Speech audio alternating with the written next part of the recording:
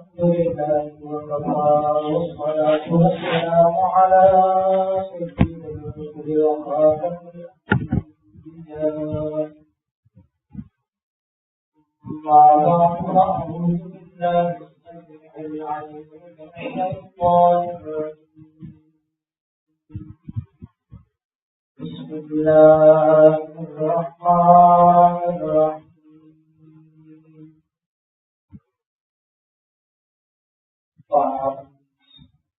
سورة الشعراء آية نمبر 7 أولم يروا إلى الأرض كم أنبتنا فيها من كل زوج كريم إن في ذلك لآية وما كان أكثرهم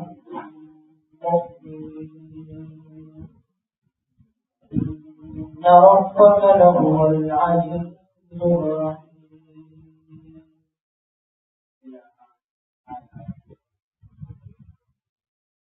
أولم يروا إلى الأرض كم أنبتنا فيها من كل زوج كريم. أولم يروا إلى الأرض، کیا نہیں دیکھا انہوں نے زمین کی طرف، کیا انہوں نے زمین کو نہیں دیکھا؟ کم انبتنا فیہا من کل زوج کریم، کہ کس قدر ہم نے ہر قسم کے نباتات، ہر قسم کے عمدہ نباتات اس میں اگائے. اولم یرون، کیا نہیں دیکھا انہوں نے الی الارض، زمین کی طرف، کم انبتنا، زیادہ مقدار میں ہم نے اگائے نباتات، فیہا، اس زمین میں، من کل زوج، ہر قسم کے کریم عمدہ. زوج کا لفظ عربی کے اندر جیسے جوڑے کے لیے بولا جاتا ہے، نر اور مادہ، چاہے کسی بھی قسم سے کام کرتا ہے، چاہے وہ مرد اور عورت ہو، کسی بھی ہر نر اور مادے کے لیے زوج کا لفظ بولا جاتا ہے. لیکن اس کے معنی قسم اور نوع کے لیے بھی بولا جاتا ہے. ایک نوع اور ایک قسم کی کئی ساری اشیاء کے لیے بھی زوج کا لفظ بولا جاتا ہے، اور یہاں پر یہی فرمایا ہے. اللہ تبارک و تعالیٰ فرما رہے ہیں کہ نباتات کی ہر قسم جو زمین سے اگنے والی اشیاء ہیں، چاہے وہ غلے سے تعلق رکھتی ہوں، پھل فروٹ سے تعلق رکھتی ہوں، یا اس کے علاوہ کچھ بھی، کم انبتنا فیہا من کل زوج کریم، لیکن عمدہ اقسام.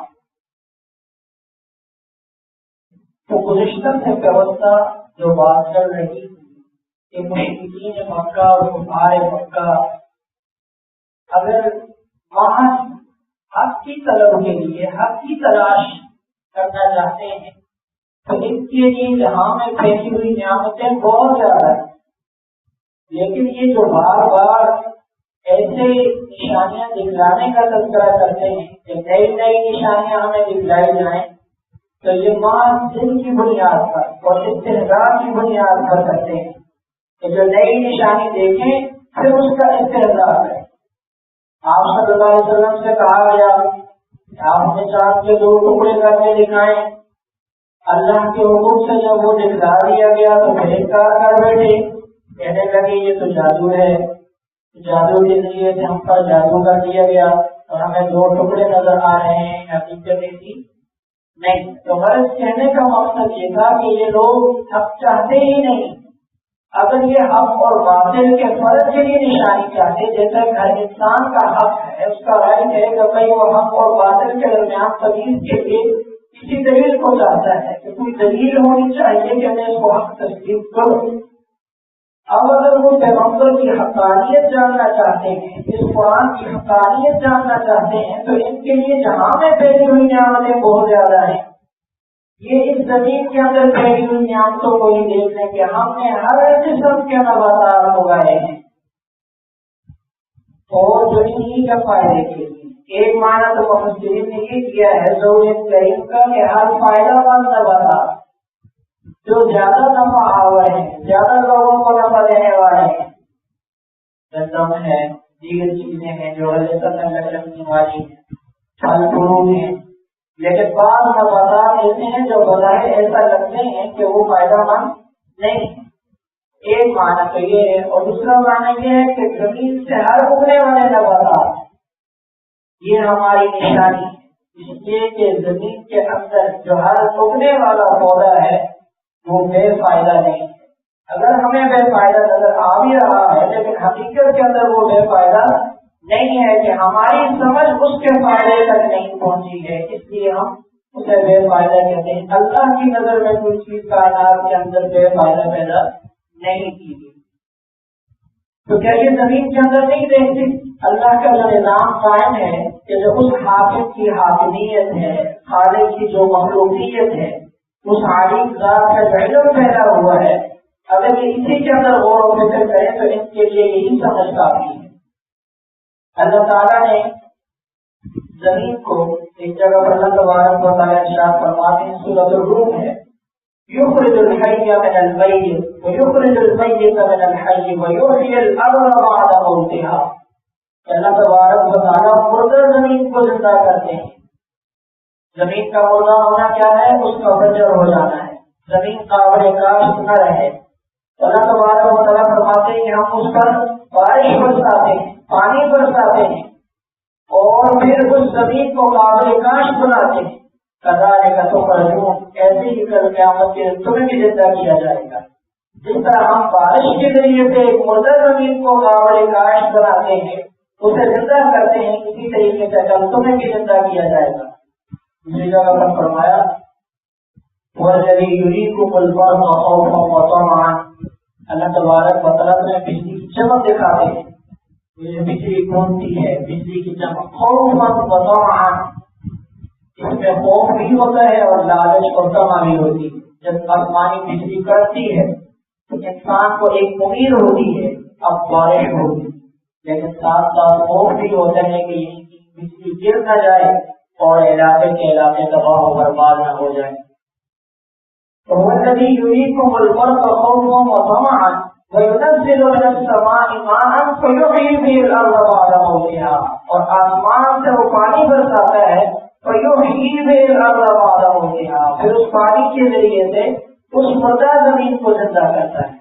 تو اللہ تبارک و تعالیٰ ایک بے جان زمین کو، مردہ زمین کو، بنجر زمین کو قابل کاشت بنا کر اس میں طرح طرح کے نباتات اگاتے ہیں، اور فیہا من کل زوج کریم، ہر عمدہ قسم کے نباتات۔ یہ صرف اور صرف اللہ تبارک و تعالیٰ کی تخلیق ہے، یہ کوئی اور خالق پیدا نہیں کر سکتا۔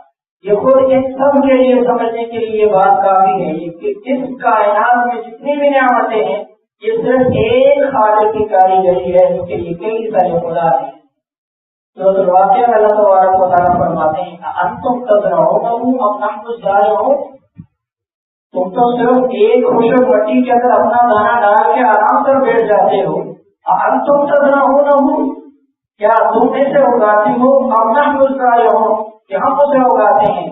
اسی ایک دانے سے پھر ایک کونپل نکلتی ہے، پھر وہ کرتے کرتے ایک طرح آور پودا بن جاتا ہے، درخت بن جاتا ہے، اور پھر اس پر وہی جو ایک دانہ تم نے بویا تھا اس سے ہزاروں دانے وہ نکالتا ہے۔ کیا انتم تزرعونہ ام نحن الزارعون، کیا یہ تم پیدا کرتے ہو یا ہم پیدا کرتے ہیں؟ لو نشاء لجعلناہ حطاما فظلتم تفکہون، اس میں یہ تمہاری کوئی کاریگری نہیں ہے، اگر ہم چاہیں تو ہم اسے بالکل کھیتی پک جانے کے بعد، پھل پک جانے کے بعد، لو نشاء لجعلناہ حطاما، ہم اس کو بالکل چورا چورا کر دیں، تباہ و برباد کر دیں، فظلتم تفکہون، تم ہکے بکے رہ جاؤ۔ جب کھیتیاں پک کر تیار ہو جائیں، انسان تو یہ کہے کہ اب میری کھیتی تیار ہو چکی ہے، میں اب اسے کاٹوں گا، میرا پھل اب تیار ہو گیا ہے، میں نے اسے اتارنا ہے، محفوظ کرنا ہے، منڈیوں میں لے جانا ہے۔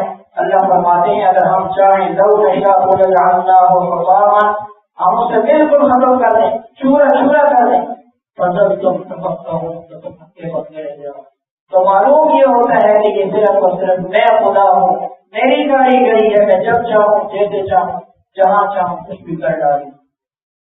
تو اگر یہ مکہ والے چاہتے، مشرکین مکہ یہ چاہتے ہیں کہ حق اور باطل کے درمیان تمیز ہو جائے، تو یہ جو کائنات میں پھیلی ہوئی نعمتیں ہیں یہ ان کی سمجھ کے لیے کافی ہے. لیکن حقیقت کیا ہے کہ ان کے دلوں پر اب اور لگ ہوئی ہے کہ یہ ایمان نہیں رہیں گے، کیونکہ ان کو جو اللہ نے عقل عطا کی تھی انہوں نے اس عقل کا صحیح استعمال نہیں کیا. تو اولم یروا الی الارض، یہ نئی نشانیاں کیوں مانگتے ہیں؟ صرف ضد اور ہردرمی کی بنیاد پر اور استہزاء اور مذاق اڑانے کے لیے. حقیقت کیا ہے؟ اولم یروا الی الارض، کیا نہیں دیکھا انہوں نے زمین کی طرف، اس قدر ہم نے اتنی زیادہ مقدار میں ہم نے عمدہ قسم کے نباتات اس زمین میں اگائے. ان فی ذلک لآیہ، اس میں نشانی. وما کان اکثرهم مؤمنین، لیکن ان میں سے اکثر ایمان نہیں لانے والے. ان فی ذلک لآیہ، اس میں نشانی ہے. وما کان اکثرهم مؤمنین، لیکن ان میں سے جو اکثر ہیں وہ ایمان نہیں لانے والے. وَإِنَّ رَبَّكَ لَهُوَ الْعَزِيزُ الرَّحِيمُ، تو بے شک تیرا رب لَهُوَ الْعَزِيزُ، زبردست ہے، الرحیم، رحم کرنے والا ہے. تو ان فی ذلک لآیہ، جیسا کہ پہلے تذکرہ کر چکا ہوں، اس میں نشانیاں ہیں اس کائنات کے اندر. لیکن حقیقت کیا ہے کہ وما کان اکثرهم مؤمنین، ان میں سے اکثر ایمان نہیں لانے والے. ان کے دلوں پر مہر سخت ہو چکی ہے، لگ چکی ہے کہ یہ ایمان نہیں لائیں گے. یہ استہزاء کر رہے ہیں میرے پیغمبر کا اور میری نازل شدہ کتاب کا. اگر یہ مزید نشانیوں کا مطالبہ بھی کر رہے ہیں تو صرف اور صرف استہزاء کے لیے. اس لیے کہ اس سے پہلے جتنی بھی اقوام اور ملتیں اس دنیا میں آئی ہیں انہوں نے جب منہ مانگی نشانیاں مانگی ہیں اپنے پیغمبروں سے اور پھر اس کے بعد ان کا انکار کیا ہے تو ان کو اللہ نے عذاب میں مبتلا کیا ہے. جتنی بھی قومیں جب انہوں نے اپنی منہ مانگی نشانی مانگی ہے تو ہمیں یہ دکھلاؤ. قوم صالح یعنی نبی کے اس پتھر سے اس چٹان سے 10 ماہ کی روشنی لا کر دکھاؤ، ہم تمہیں پیغمبر تسلیم کریں گے. اللہ نے ان کی منہ مانگی نشانی کے مطابق اللہ نے ان کو عطا فرمائی. لیکن پھر یہی لوگ باطل ہو گئے اور انہیں میں سے ایک شخص نے اس کے پاؤں کاٹ ڈالے اور ان کے لیے جو پانی کی باری مقرر کی انہوں نے اس کی نافرمانی کی. تو پھر اللہ کا عذاب آیا. تو مکہ والوں کو بھی تنبیہ کی جا رہی تھی کہ تم بھی اگر وہ مانگی نشانی مانگو گے اور پھر اس کو حقیقی معنی میں تسلیم نہیں کرو گے تو تم پر بھی پھر عذاب آئے گا. لیکن اگر تم حق جاننا چاہتے ہو تو کائنات میں پھیلی ہوئی نشانیاں تمہارے لیے کافی. وَإِنَّ رَبَّكَ لَهُوَ الْعَزِيزُ الرَّحِيمُ، اور بے شک تیرا رب لَهُوَ الْعَزِيزُ، وہ زبردست ہے، الرحیم، رحم کرنے والا ہے. اس آیت مبارکہ میں اللہ تبارک و تعالیٰ کی 2 صفتیں بیان کی. العزیز، زبردست، قوت والا، طاقت والا، پاور والا. الرحیم، رحم کرنے والا. رحیم کی صفت کو مؤخر بیان کیا ہے، پہلے العزیز کو کہا ہے کہ کہیں کیڑے دماغ والا یہ نہ سوچ لے کہ یہ جو کائنات کے لوگ ہیں یہ کہیں طاقت والے ہیں اور وہ رب کمزور ہے، اسے رحم نہیں کر سکتے، بدلا نہیں. پہلے کہا العزیز، وہ زبردست ہے، وہ طاقتور ہے، وہ جب بدلا لینے پہ آ جائے تو وہ لمحے بھی اس کے ہاں نہیں لگتے، وہ لمحہ بھر میں کچل لیتا ہے پوری کی پوری قوموں کو.